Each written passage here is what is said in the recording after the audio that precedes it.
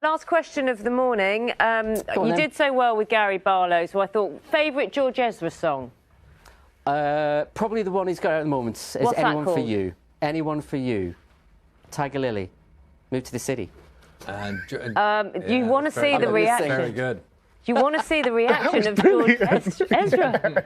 I'm rightfully shut up now, so that's He's done great. the promo for me. That's fantastic. He's done it. It's like a full-on endorsement from the BBC Weather Department. Look at that. There you go. Matt, thanks very much. Brilliant. So, George, welcome. Welcome. Thank you for having me. So, yeah, and you're here in Manchester and Salford because you're part of tonight's big event. Comic Relief. Yes. Yeah, absolutely. So we came up last night, and we've got some bits throughout the day, but then, yeah, the kind of cherry on the cake is Comic Relief tonight. What will you be doing? Performing. I'll be performing Anyone for You. Yeah. I think we can see a little bit now, and this is Let Me Be Your Light. Let's have a look. I can love you, I could be anything you want of me, and in the darkness. George, you're watching that. Do you know it's funny when we have artists here? Some people watch very closely their own work, and others kind of literally look the other way. Which one was I? Well, I thought you were looking, weren't Yeah, I you? was. Because once I've kind of seen the video for the first time, I don't really see it again. So it's kind of like, oh, yeah. Remember that? Yeah. And it was like, boy, for all of us, it's been kind of had this quiet period. And then this year, we've just thrown ourselves back into it all. So it's all of that. It's the videos and... Yeah, and I know that part of the new stuff you'll be writing is reflecting on difficult times that everyone's had. How have things been for you?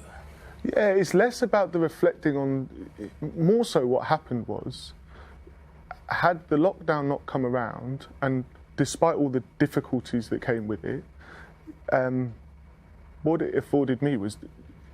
been on this kind of whirlwind adventure for 8 years or so, and it was just an opportunity to kind of make sense of all of that. And also, and I speak to friends about this, and it's the idea of kind of asking yourself what it is you do, why you do it, how you do it, and all of those things. But when I sit and listen to the record, the album, the first half is this kind of festival feeling, you know, party, which is where we exist when we perform. Like, that's how performance feels for us. And then the second half is a little more reflective. Do you think, having had that period of reflection, to just take stock, I suppose, do you think it's going to change the way you kind of go into touring and performing this time around? Because it is almost like life has been split, hasn't it, by this chasm of COVID? Before and after. Yeah. Yeah, I think I do a really good job, and have done in the past, of being very overwhelmed by the idea of touring and promoting, and find it quite an intimidating and scary thing. Why? Because it's like, you make yourself vulnerable, I think, in some way. It's a strange thing to go and say, like, on the one hand, you want to write and perform, and then suddenly you're going like, oh, hey, I'm over here. Look and, at me, aren't I great? You're going to love this. And the strange thing is, when you're on stage, it is like, look at me. But you have control over that. Whereas it's everything that comes with it, you don't really have... I don't know, I felt like, am I doing this right? Am I, like, you know, a lot of the time. And so...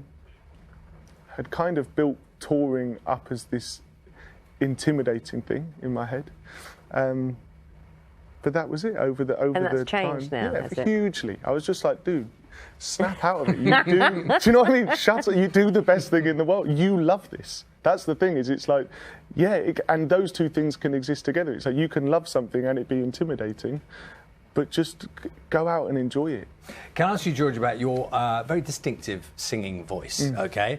Was there a moment in time, tell me if this is a stupid question, when, I don't know, how old are you when that voice kind of popped up and you thought, I've got a thing here, or someone said to you, you've got a voice there, it's got a really distinctive sound to it? I don't really remember anyone saying anything. Certainly my family, more what I had was just they let me crack on and do it. I must have been about 14, but it was very deliberate. Like, I was trying to sound like people I liked. It was very fake when I was a teenager. And then you kind of learn your own voice. And even when I hear my first album to my second album, I hear my voice has changed. Because You you're just don't figuring it out. talk like you sing. No. So, like, you know, like sometimes you meet someone I don't know, I suppose like Rod Stewart, and you'd think, I can hear when you talk what you sound like on your album. Yeah. I mean, is that completely natural? Because you're like very soft-spoken. Yeah, and I've got a really contemplative. high-pitched giggle as well. Like when Have I you? yeah, I've got like a Oh, you high. just did it. Yeah, like my voice when I'm talking is different, but I feel now how I sing is just how I sing. It's what feels natural to me now. But I suppose the whole point of the performance, isn't it? You're performing, which is different from the kind of persona you Also, take. when you start, you know, I was a kid when I started, and I think it's like an opportunity to be something else, or like, play around with being something else. Let's talk a bit about Red Nose Day, because there's sometimes an element of chaos around, in the best possible way. Yeah.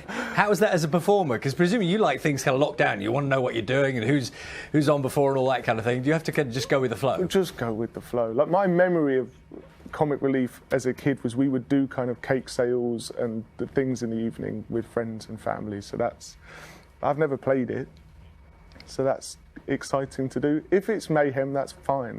That's great. Were you good at selling cake? Good. I mean, was I good? I was a child. I think people were gonna, you know, and it was like our family friends. I think I'd be really bad if we hadn't sold the cakes, you know. Didn't eat them. No, one or two. I feel it's funny, isn't it? We were just saying when you first sat down, I feel like you've been around for quite a long time. Yeah. And I mean that in the best possible way. But you were saying yourself, you know, you started young, you know, Yeah. you were 17, 18 years old, and suddenly things kicked off. Yeah. And like at the time, and this is like the way that it should happen, I guess, is you feel like you've got it figured out, you know, and then you look back and you didn't at all.